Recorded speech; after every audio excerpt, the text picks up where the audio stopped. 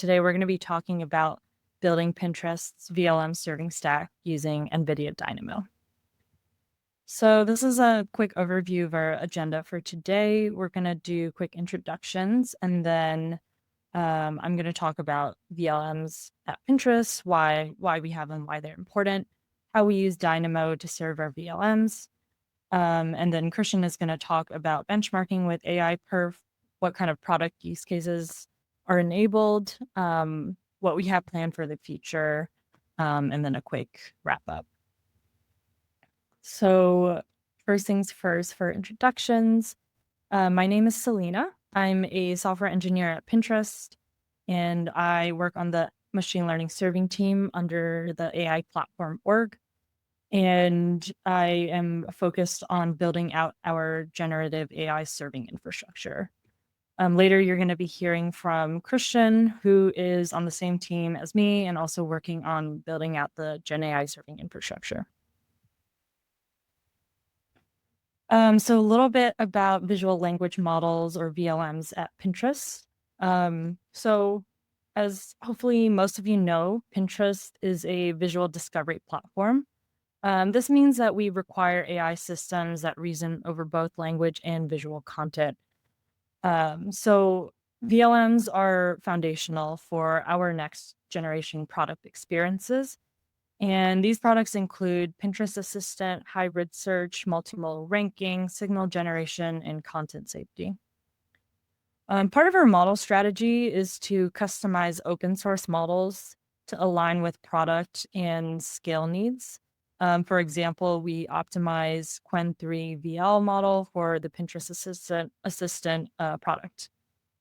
This requires low latency VLM inference over rich multimodal context and reworking open source VLMs with proprietary multimodal embeddings to cut runtime costs while improving performance. So there's a lot of unique serving challenges for serving VLMs compared to text-only LLM workloads. VLM requests can carry multiple or many images, require extra vision encoder computation, incur larger and more variable prefill costs, and create higher KV cache pressure. I'm going to walk through each of these serving challenges a little bit more in detail. So we have complex payloads and preprocessing. So VLM requests can include text and images. So images can be URLs or base64. This requires image loading, preprocessing, and complex prompt building. And the complexity of this scales with the number of images. We have expensive prefills. So encoding visual context is pretty costly. So these workloads are very prefill dominant and generate much larger and irregular KV caches compared to text-only models.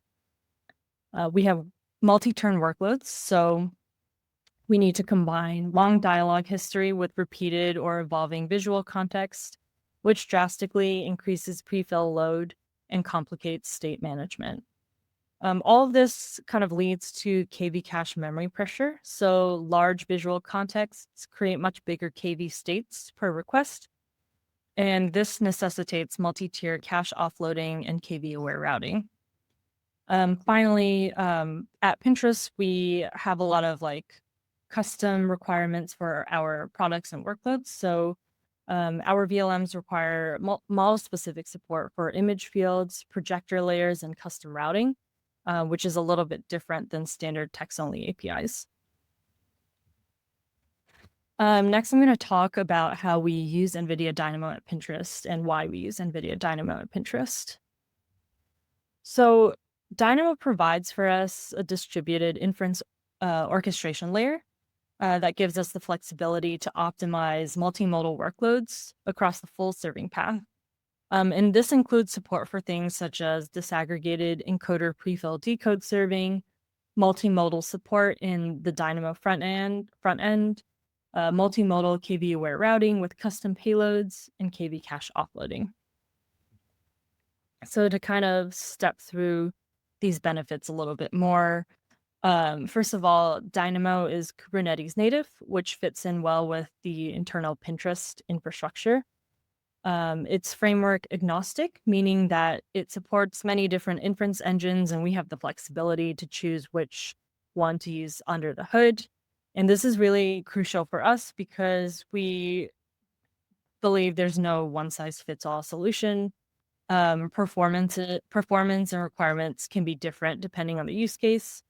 So we're able to use the most efficient one depending on the use case, model characteristics, etc.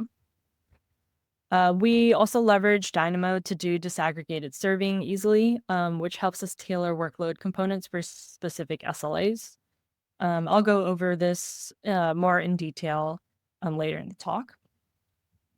Dynamo Planner is another feature that helps us do auto-scaling based on SLA. And this is a lot more flexible and performant than traditional CPU and memory-based auto-scaling. We also leverage in Dynamo KV cache-aware routing. This is kind of a must for large-scale multi-worker scenarios. And we actually also collaborated really closely with the NVIDIA Dynamo team to build out multimodal support in the KV router. We also rely on Nixl to accelerate and optimize network communication. And we also use KV cache offloading features, and in particular LMCache, which is supported by Dynamo. And this allows us to handle multi-turn high QPS scenarios and manage memory pressure for long context workloads. So kind of at a high level, these are some of the main components of our solution. Our infrastructure is centered around NVIDIA Dynamo as the serving orchestration layer, which helps us address a lot of the VLM serving challenges that I mentioned earlier. And just to go back in a little bit more detail, this is kind of what our architecture looks like. So we have Envoy-based traffic routing. We use WAN-B for our model registry.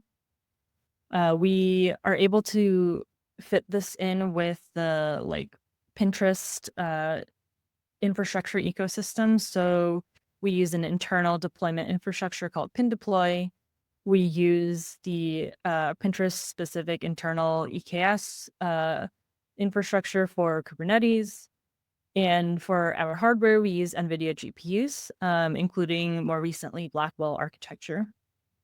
And of course, our workloads are Dynamo deployments that are deployed onto our EKS clusters. So this gives us a smooth client experience, simple SLAs, and lower cost per token, along with freedom and flexibility to evolve our models. So I'm going to talk a little bit more in detail about how exactly we support VLMs with Dynamo and the specific benefits that some of the features give us. So I mentioned earlier EPD disaggregated serving. So this basically allows us to break up the distinct computational phases of the LLM requests and scale each phase independently. So this is really important for hardware allocation and scaling multimodal workloads, and it helps us relieve hardware pressure from image encoding specifically. So we're able to independently scale workers based on vision workload, reduce the GPU memory pressure on prefill and decode workers, and relieve worker bottlenecks. And this is particularly crucial when specific GPU families are in short supply. I'm sure most of you have had to deal with this in your day-to-day. GPUs are hard to come by, so this is really important for us. Next, we have KV cache offloading. So specifically, we use LMCache, which is supported by Dynamo. So LMCache basically supports multi-tier cache offloading, which means that it moves KV cache data from GPU memory to CPU and disk, which is really important for high QPS and multi-turn scenarios. This tiered storage across GPU, CPU, and local disk also preserves generation latency. And some optimization features include async prefetch and compression to improve the throughput and reduce TTFT for long context workloads. This also helps with resource management because it prevents visual tokens from overwhelming our VRAM, which also fits very well into Dynamo's integration options. Of course, we really wanted to use Dynamo because of its multimodal support. We actually worked really closely with the NVIDIA Dynamo team to share our use cases and workloads to help develop a lot of the multimodality features that are now present across its stack. And they have helped us greatly in meeting Pinterest's multimodal serving requirements. So multimodal disaggregated serving helps optimize the vision encoding step. The front-end image decoder handles complex multimodal payloads and performs image preprocessing directly in the Dynamo front end. And the KV router is multimodal compatible, and it tracks prefix cache overlap for visual content, which helps reduce recomputation for VLMs. Next, I will hand it over to Cristian, who's going to talk about custom modality support. Yeah, so I'm going to be talking about how we support a custom modality, projection embeddings, as an input to our visual language models. So as Salina mentioned, at Pinterest, use cases are often image heavy. So it was important for us that we could support sending large image context efficiently. But we found that sending raw images was expensive and unscalable. So our solution was to create this new modality path. For starters, projection embeddings are embeddings that represent image content in this case, and are pre-computed using an internal Pinterest encoder model. So now during serving, a user can send these embeddings, which would then be projected into visual tokens using an internally trained projection model, allowing us to skip the expensive encoder step in VLMs.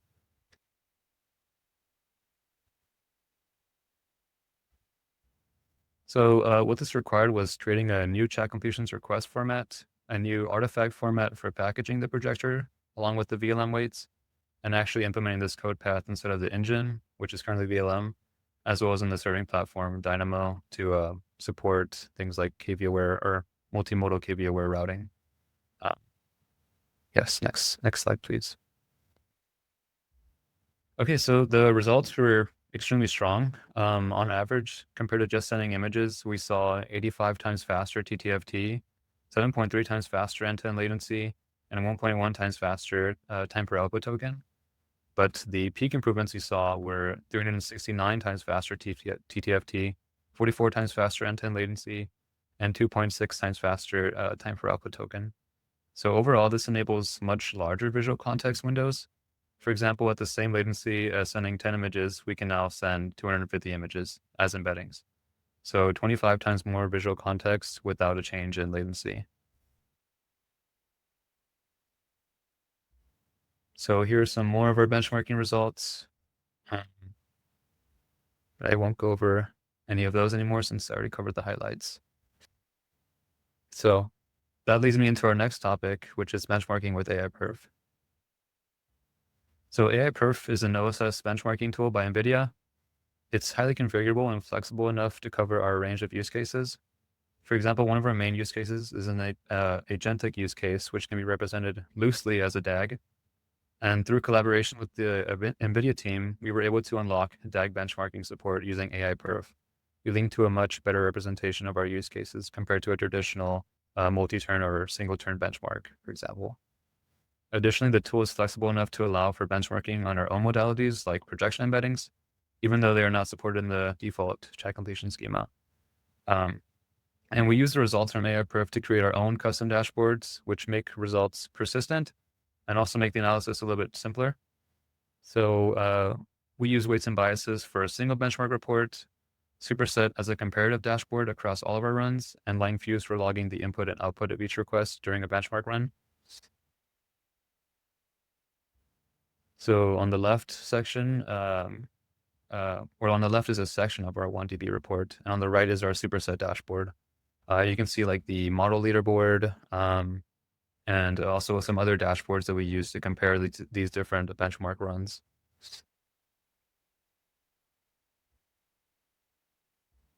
So next I'll be talking about some of our product use cases we support at Pinterest. The first and the main use case is Pinterest Assistant, which is a client-facing real-time agentic collaborator in the Pinterest app. The main features of this use case from a serving perspective are that it is real-time. There's a large amount of visual context being input, up to 1,000 images in a single request. It is one of the multi-turn agentic use cases that I already mentioned, and it is backed by a fine-tuned OSS model, of course.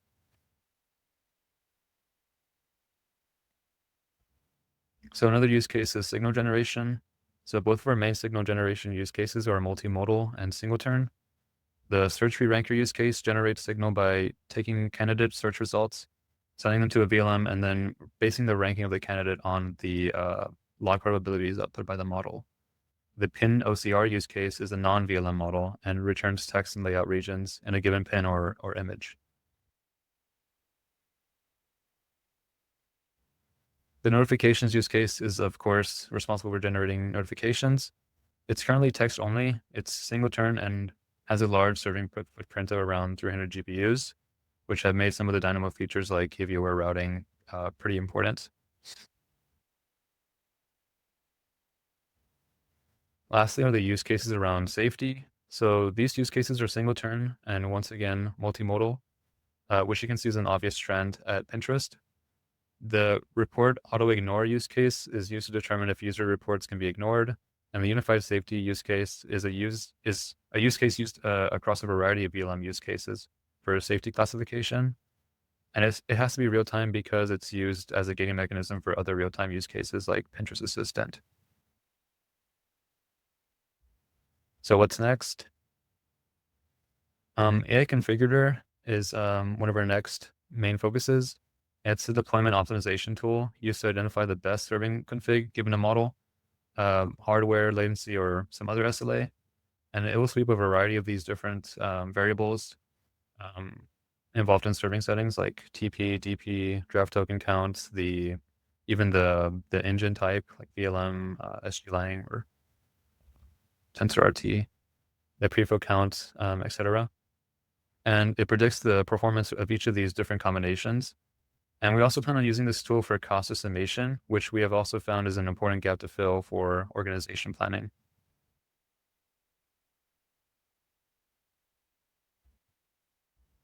Another area of focus is using Dynamo Planner, which is an auto-scaling planner for Dynamo.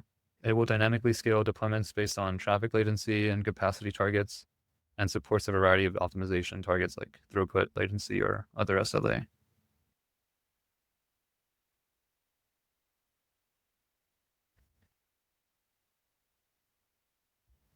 Yes, so to conclude, Pinterest depends heavily on VLMs, which have a unique serving challenges. NVIDIA Dynamo provides a strong foundation for our VLM serving stack and powers our emerging multimodal use cases. And to evaluate real-world multimodal scenarios, we built a custom benchmark tool using AI Perf. And thank you to all of our coworkers at Pinterest, as well as on the NVIDIA Dynamo team. They've been super responsive and always willing to implement features that we suggest. So special thanks to them. Any questions?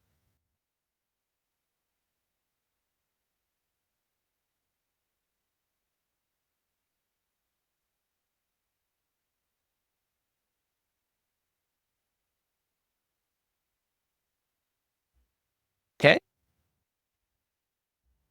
All right. Thank you, Salina and Cristian. We have a few questions from the audience, so I'm going to bring it up for you to see here. How do you handle online evaluation when building VLM agent? Is there any difference if I'm building it for agent that uses pure text?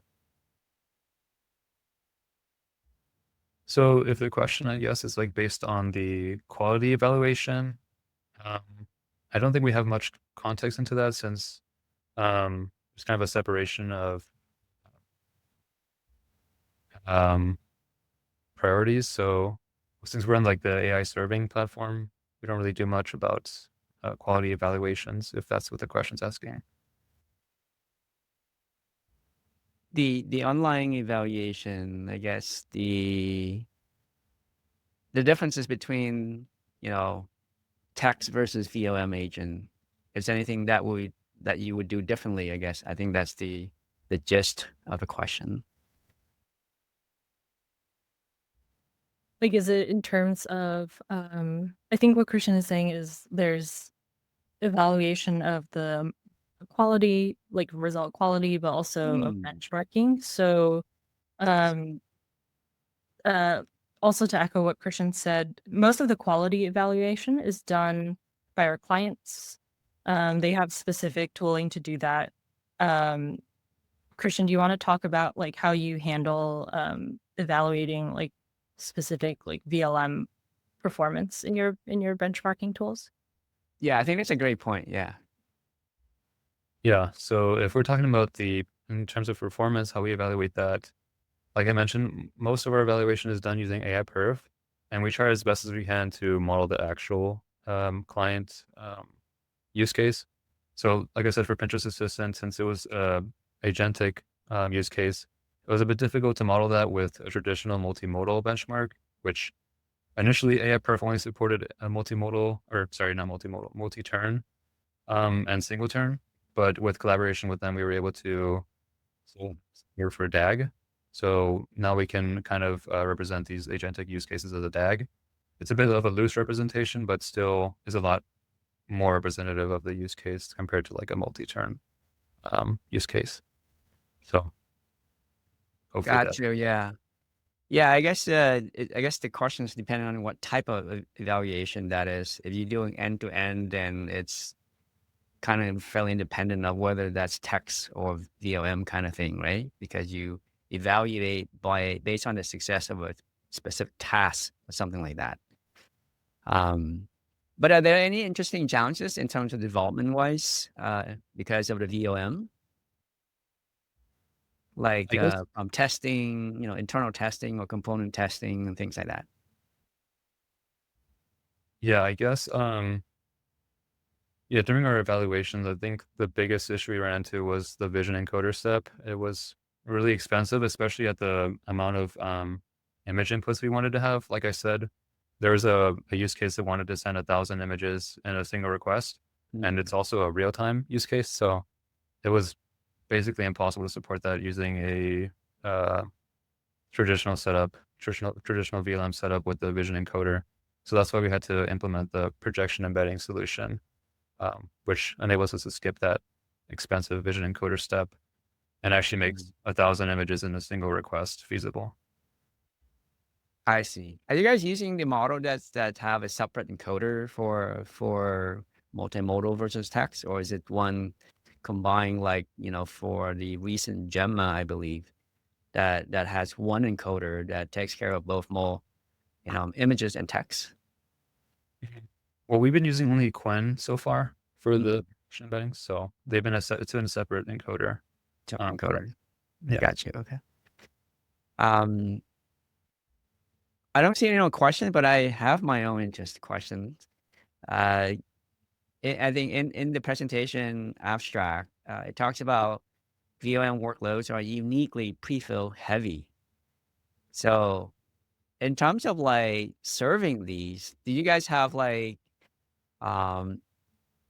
interesting setup to deal with this? Yeah, I think to kind of that's where a lot of the Dynamo features come into play to help alleviate some of that. So I can also go back to